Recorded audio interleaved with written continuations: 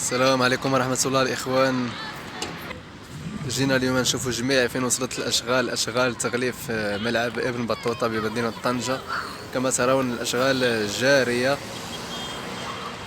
ومستمرة لتتمة هذه العملية.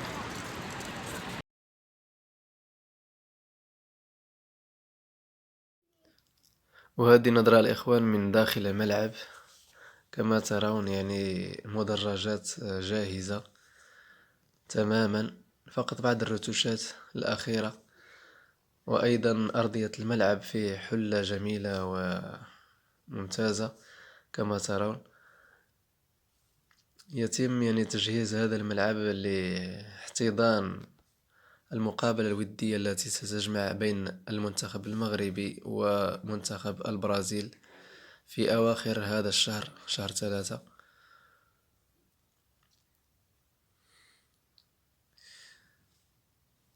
هذا كما كتشوفوا الإخوان، الأرضية في حلة جميلة وممتازة.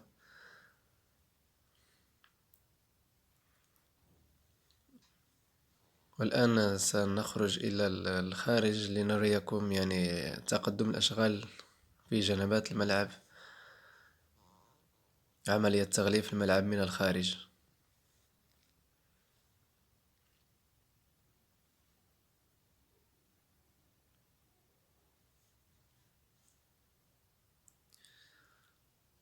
هنا كما ترون الأشغال مستمرة رغم بعض الإشاعات الإخوان اللي كانت تحاول توقف الأشغال بهذا المعلمة، ولكن الحقيقة هي أن الأشغال مستمرة وجارية على قدم وساق. فقط اليوم الأحد بطبيعة الحال الأشغال متوقفة، ولكن أكثر من هذا سيقومون بزيادة الطاقة الاستيعابية لهذا الملعب، بحيث أنهم سيقومون بإزالة الحلبة أو مضمار السباق، وسيقومون بإضافة مدرجات أخرى قريبة للعشب، وسوف تتم تغطية الملعب بالكامل. هذا هو المشروع المستقبلي لهذا الملعب.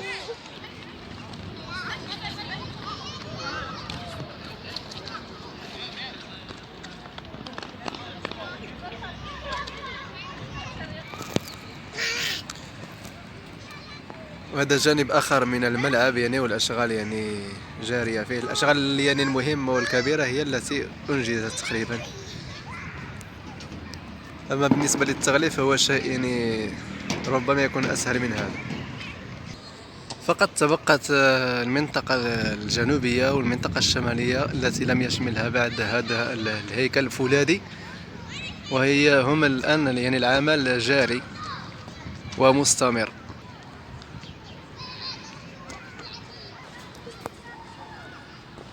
والدليل على الأشغال لا زالت مستمرة. كما ترون هذه العوارض الحديدية التي ستشكل الهيكل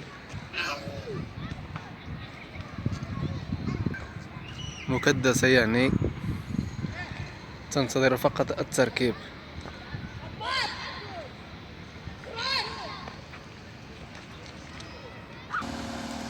وأكثر من هذا الإخوان لا زال الأشغال مستمرة حتى يوم الأحد. أنا لم أرى من الجانب الآخر. كما ترون العمال يقومون بالأشغال هنا،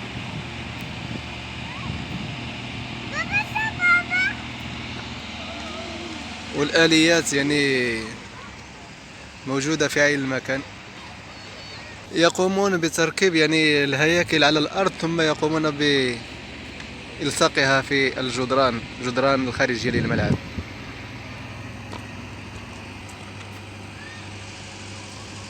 هاي الهياكل منجزة على الأرض، ثم يرفعونها إلى الفوق وتلصق.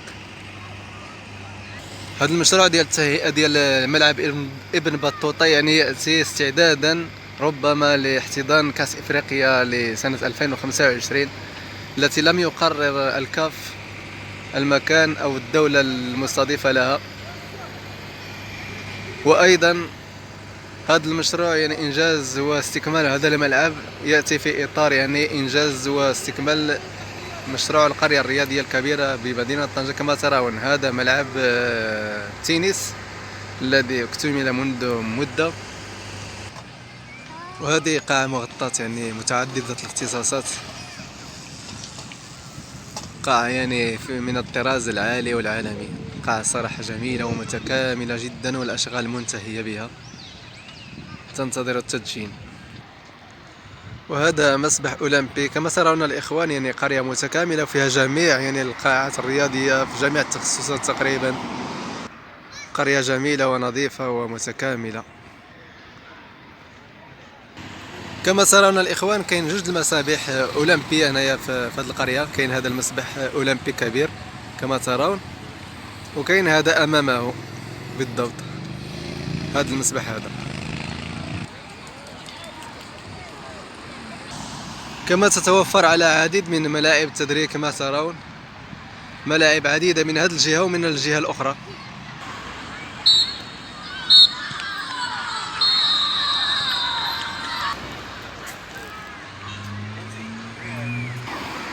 وهذا المدرج الشمالي بالنسبة للملعب كما ترون، يعني أشغال جارية فيه.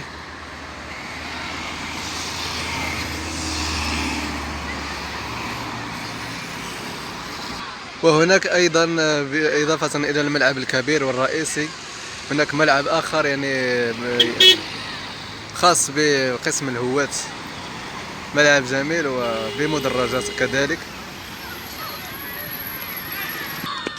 وإلى هنا الإخوان كنا وصلنا لنهاية الفيديو الخاص بهذا اليوم، وإن شاء الله سنوافيكم بالجديد في فيديو آخر وقادم إن شاء الله تعالى، ومع السلامة.